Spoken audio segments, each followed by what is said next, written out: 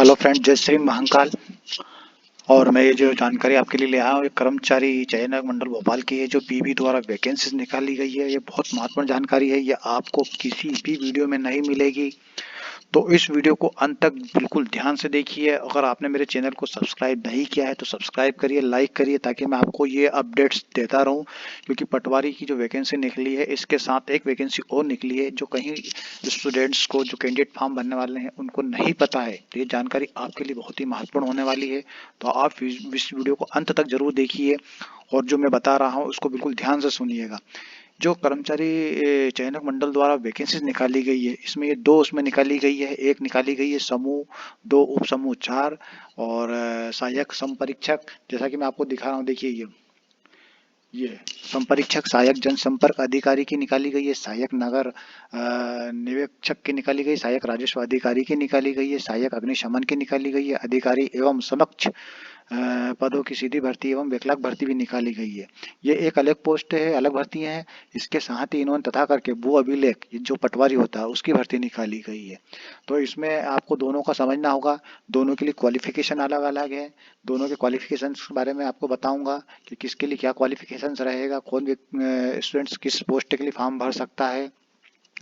तो आप इस वीडियो को बिल्कुल ध्यान से देखिए।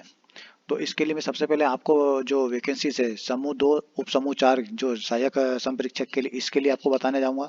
और उसके साथ ही पटवारी का भी। इनमें जो फॉर्म भरने की, जो ऑनलाइन फॉर्म भराते हैं आप लोगों की, उसकी तारीख की घोषणा कर दी गई है। जो 5 जनवरी 2023 से होगा, प्रारंभ तिथि जो है आपकी स्टार्ट। और जो उसका फॉर्म भरने की लास्ट तारीख है वो है 19 जनवरी 2023। और इसमें जो बच्चे आवेदन फॉर्म भरने में गलती करते हैं, किसी प्रकार की उनसे गलती हो जाती है, तो ये 5 जनवरी से 24 जनवरी के बीच में अपने फॉर्म में त्रुटि सुधार करवा सकते हैं। और इनकी जो परीक्षा होगी, हाँ, इसका बिल्कुल ध्यान रखिए। जो आपकी परीक्षा होगी ये 15 मार्च को होगी 2023 में। और इनमें जो परीक्षा का शुल्क है, जो परीक्षा की फीस है बच्चों के लिए, अनारक्षित जो बच्चे हैं, अभ्यर्थी के लिए 500 रुपये है।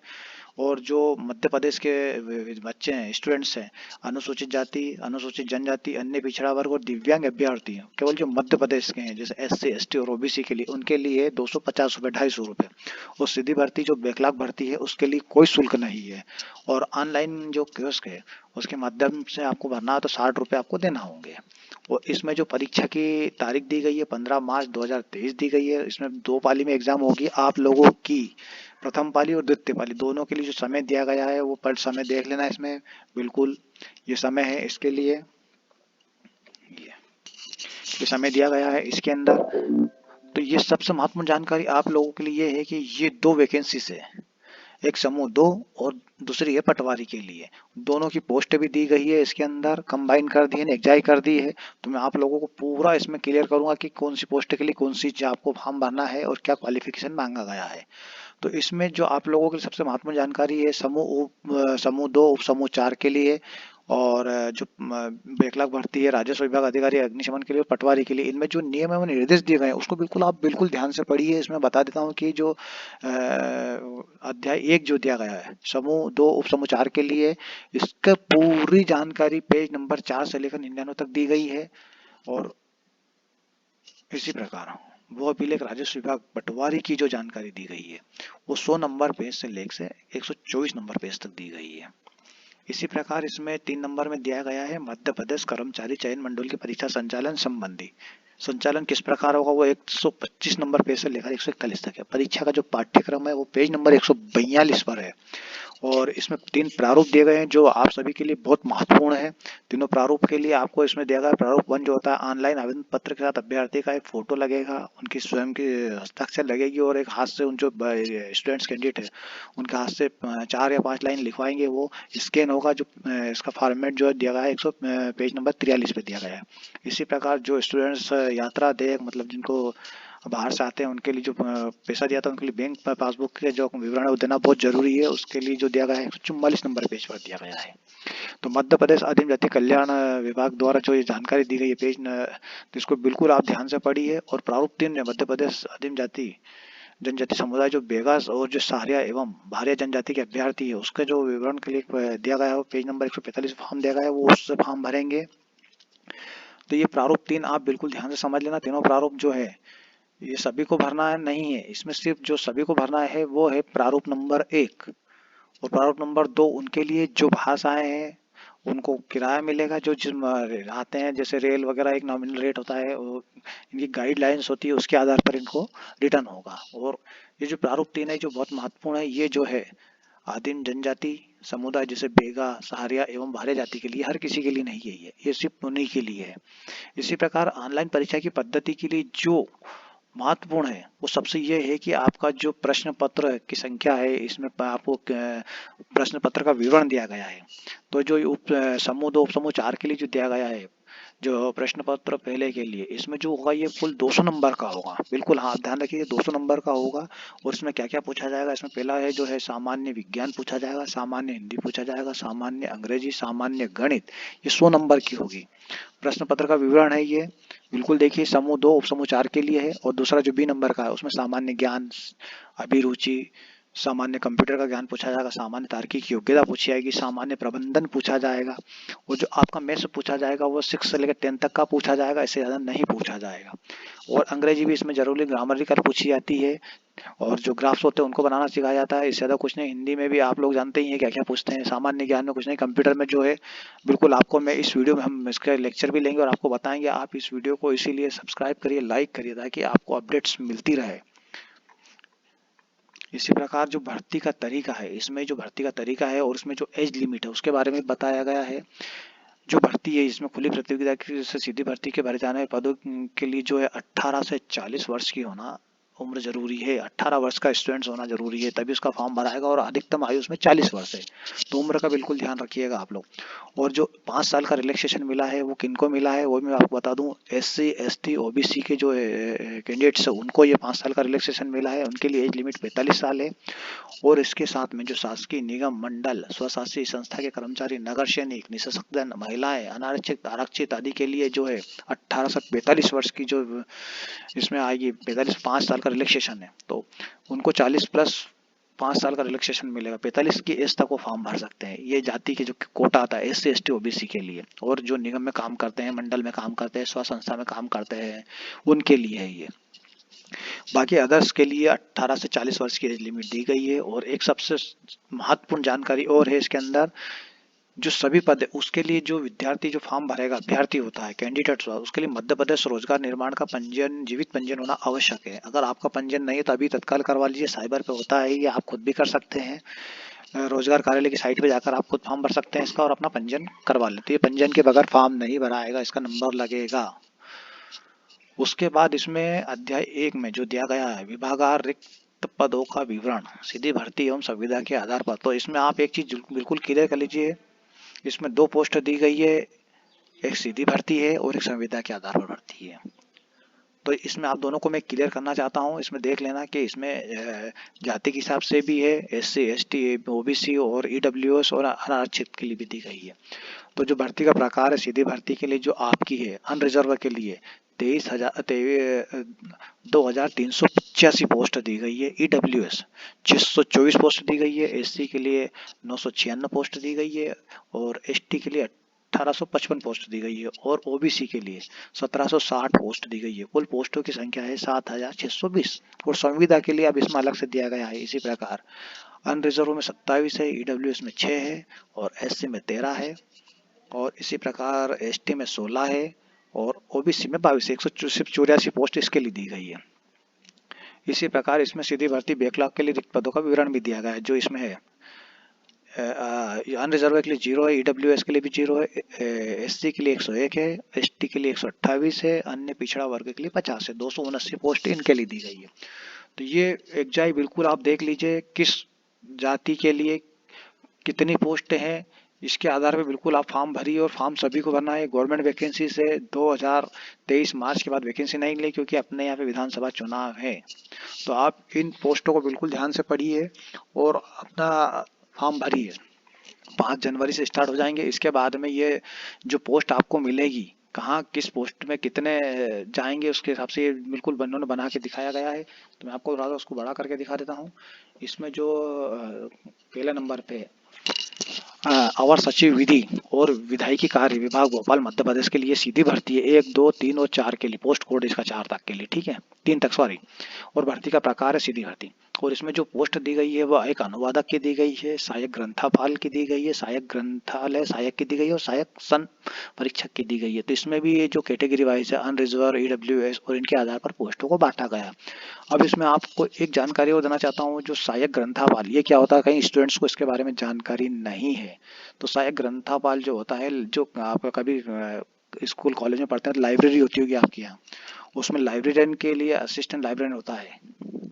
ये पोस्ट के लिए आपको क्वालिफिकेशन क्या है, इसके लिए क्वालिफिकेशन आपका बिलीफ होना चाहिए। बिलीफ होता है बैचलर लाइब्रेरियन साइंस। ये आप किसी भी यूनिवर्सिटी से, डीएवी की यूनिवर्सिटी से भी कर सकते हैं, बहुत से भी कर सकते हैं, ये कोर्स अवेलेबल है। तो ये 1 साल का कोर्स होता है बिलीफ का। इसके बाद एक एमलीफ का कोर्स होता है जिससे आप लाइब्रेरियन सीधे बन सकते हैं। ये बहुत महत्वपूर्ण जानकारी है बिलीफ वाले स्टूडेंट्स के लिए। सहायक ग्रंथपाल की पोस्ट के लिए क्या क्वालिफिकेशन मांगते हैं, तो इसके लिए आपका बिलीफ, तो ये किसी भी आप डीएवी यूनिवर्सिटी से कर सकते हैं जो यूजीसी से मान्यता प्राप्त है। सहायक ग्रंथपाल होता है यही बी लीफ के लिए, और आपका एम लीफ होता है लाइब्रेरियन के लिए। तो इसी प्रकार आप ध्यान रखिए, इसमें सारी पोस्ट दी गई है। पोस्ट को 2 सीधे, जो पोस्ट क्रमांक 2 संचालक संचालनालय स्थानीय निधि के लिए भी सीधी भर्ती है। सहायक संपरीक्षक के लिए कहाँ कितनी पोस्ट दी गई है, अनरिजर्व के लिए कितनी दी गई है, ईडब्ल्यूएस के लिए कितनी दी गई है। इसी प्रकार इसमें सब ये पोस्टों का वेरिफिकेशन हुआ है। अब इसमें सबसे बड़ी एक चीज ये है आपके लिए महायोग। ये आपको मैं बहुत अच्छे समझाता हूँ, आप इसको बिल्कुल ध्यान से देखिएगा।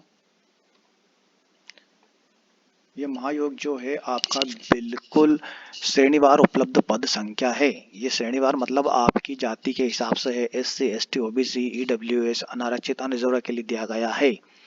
तो जो अनारक्षित के लिए जो दिया गया है, इसमें पेज नंबर 22 पे सब पोस्ट दी गई है। इसमें सब पोस्टों के हिसाब से जिसको जहां बांटा गया है वो ये है। तो आपको अनारक्षित के लिए 71 पोस्ट है, ईडब्ल्यूएस के लिए 19 पोस्ट है, और इसमें एससी के लिए 70 है, एसटी के लिए 83 है और ओबीसी के लिए 64 पोस्ट। कुल इसमें जो दिया गया है पेज नंबर 22 पे पहली भर्ती के लिए इसमें 307 पोस्ट है। इसी प्रकार आपका जो महायोग है 7983 पोस्टों का दिया गया है। ठीक है, तो ये बिल्कुल आप देख लेना जाति के हिसाब से कहाँ किस पोस्ट पे कितने कैंडिडेट को उन्होंने सीटों को डिस्ट्रीब्यूट किया है, बांटा है। बिल्कुल, ये जानकारी आपको इस वीडियो के अलावा कहीं नहीं मिलेगी, क्योंकि आपको पटवारी की वैकेंसीज के बारे में बताया जा रहा है। जो कुछ इसमें मैं बता रहा हूँ पटवारी की जानकारी के लिए है। पटवारी की जो चयन परीक्षा है, इसमें आपको क्या क्या करना है, क्या क्या नियम है, मैं बताता हूँ। सामान्यतः यह निर्देश उन समस्त आवेदकों पर लागू होगा जो पटवारी राजस्व विभाग के पटवारी पद हेतु चयन परीक्षा आयोजित कर रहे हैं। तो इसका जो वेतनमान भी आपको बताता हूँ, बहुत अच्छा वेतनमान है इसका। जो गवर्नमेंट का ग्रेड पे है वो है 5200 रुपये से लेकर 20,200 रुपये प्लस 2100 रुपये ग्रेड पे है। तो ये बहुत बेहतरीन सैलरी है आप लोगों के लिए। और इसमें क्या क्या मांगा गया है पटवारी के लिए, ये भी आप देख लीजिएगा। इसमें पटवारी के लिए आपका किसी भी मान्यता प्राप्त विश्वविद्यालय से आपकी ग्रेजुएशन की डिग्री होना चाहिए। आपका बीकॉम बीए फाइनल होना चाहिए, और इसके बाद में बीएससी भी आपका हो सकता है, बीएससी होना चाहिए। तो किसी भी यूजीसी मान्यता प्राप्त विश्वविद्यालय से आपकी यूजी की डिग्री होना चाहिए। और पटवारी चयन के लिए आपको एक स्कोर कार्ड की जरूरत लगती है, जिसको कहते हैं सीपीसीटी, टाइपिंग के लिए। तो ये सीपीसीटी की जो परीक्षा के होती है, ये आपको पास करना कंपलसरी है। लेकिन आपकी गवर्नमेंट वैकेंसी लगने के 3 वर्ष के अंदर, अगर आपकी वैकेंसी लग जाती है, आप इस पोस्ट को पा लेते हैं, तो आपको उसके 3 वर्ष के अंदर आपको इसका सर्टिफिकेट देना होगा। आपको अभी इसकी जरूरत नहीं है। ठीक है, ये आपके लिए बहुत अच्छी जानकारी है कि आप लोगों को सीपीसीटी पास करना है, लेकिन आपको पोस्ट लेने के बाद में। और अगर आप ये 3 वर्ष के अंदर नहीं दे पाते हैं, तो ये आपकी वैकेंसी जो आपने फॉर्म भरा है, ये आपका निरस्त माना जाएगा पोस्ट। ठीक है आपके लिए। और इसमें जो मध्य प्रदेश के और ये जो स्टूडेंट्स हैं उनके लिए इसमें एज लिमिट भी दी गई है। जो अभ्यर्थी की आयु की गणना की जाएगी वो 1 जनवरी 2023 से निर्धारित की जाएगी मध्य प्रदेश के। इसके लिए बिल्कुल आप ध्यान से देखिए। आयु सीमा मध्य प्रदेश के स्थायी निवासी आवेदकों के लिए आयु सीमा का भी इसमें किया गया है, 1 जनवरी 2023 से निर्धारित की जाएगी। ठीक है, इसीलिए इसमें ये खुली प्रतियोगिता है। इसमें जो आपके पटवारी के लिए इसमें अधिकतम आयु और न्यूनतम आयु दोनों बताई गई है। इसमें जो भी कैंडिडेट फॉर्म भरेंगे उनकी उम्र 18 वर्ष होना आवश्यक है और 40 वर्ष से अधिक नहीं होना चाहिए। और जो 5 साल का रिलैक्सेशन मिला है, 40 से 5 साल का, 5 साल 45 की एज तक, वो SC ST OBC के लिए है। वो जो शासकीय कर्मचारी, शासकीय निगम मंडल, स्वशासी संस्था कर्मचारी, नगर सैनिक है, निःसशक्त जन महिलाओं और अनारक्षित आरक्षित आदि के लिए है। ठीक है। और इसके साथ में एक और आपके लिए जानकारी है कि सभी पदों के लिए अभ्यर्थी का मध्य प्रदेश राज्य के रोजगार कार्यालय में जीवित पंजीयन होना अनिवार्य है। अभ्यर्थियों के लिए रोजगार पंजीयन होना अनिवार्य है, तो आप रोजगार पंजीयन बिल्कुल करवा लीजिए। इसके साथ में पटवारी पद की एकजाई आरक्षण जो तालिका दी गई है, अब आपको मैं बता देता हूँ ये पूरी। पटवारी के पद के लिए जो आपको दी गई है पोस्ट, वो 6,755 पोस्ट दी गई है। 6,755 पोस्टों को इन्होंने जाति के हिसाब से बांटा है। तो मैं आपको बता देता हूँ जाति के हिसाब से इन्होंने किस प्रकार बांटा है। तो जो अनरिजर्व के लिए इन्होंने ओपन कोटा भी रखा है, महिलाओं के लिए भी रखा है, भूतपूर्व सैनिकों के लिए रखा है, संविदा कर्मचारियों के लिए भी रखा है। तो मैं आपको बताता हूँ अनरिजर्व पहला नंबर है। अनरिजर्व के लिए इसने इन्होंने ओपन कोटा रखा है 1008 सीटों के लिए, और महिलाओं के लिए इसमें रखी है 476 पोस्ट, और भूतपूर्व सैनिक के लिए ओपन कोटा 141 का है, महिलाओं के लिए 61 सीट है। और इसमें संविदा कर्मियों के लिए जो ओपन सीट्स है वो 282 और महिलाओं के लिए 134 सीट है। तो इसका योग है 2102। और ईडब्ल्यूएस क्या होता है शायद आप लोगों को पता होगा, क्योंकि आप स्टूडेंट्स। ईडब्ल्यूएस वो स्टूडेंट जनरल कैटेगरी जिनके पास इनकम का जो संसाधन कम होते हैं, और उनकी जो जमीन है, अगर कोई खेती वाला होता है तो उनके जमीनों का कुछ क्राइटेरिया दिया गया है, 5 एकड़ से कम होती है, उन पे ये लागू होता है। उनका सर्टिफिकेट बना होना चाहिए ईडब्ल्यूएस का, तभी उस फॉर्म में उनको रिलैक्सेशन मिलेगा। इसी प्रकार इसमें ईडब्ल्यूएस के लिए जो ओपन कोटा रखा गया है 277 रखा गया है, और महिलाओं के लिए 127 रखा गया है, भूतपूर्व सैनिक के लिए 42 है, महिलाओं के लिए 11 है, संविदा कर्मियों के लिए ओपन कोटा 77 रखा गया है, और इसी प्रकार महिलाओं के लिए इसमें 32 रखा गया है संविदा कर्मियों, और 566 पोस्ट इसके लिए दिए। अब इसमें सबसे महत्वपूर्ण जानकारी, SC के लिए कितनी पोस्ट ओपन में रखी गई, 410 रखी गई है।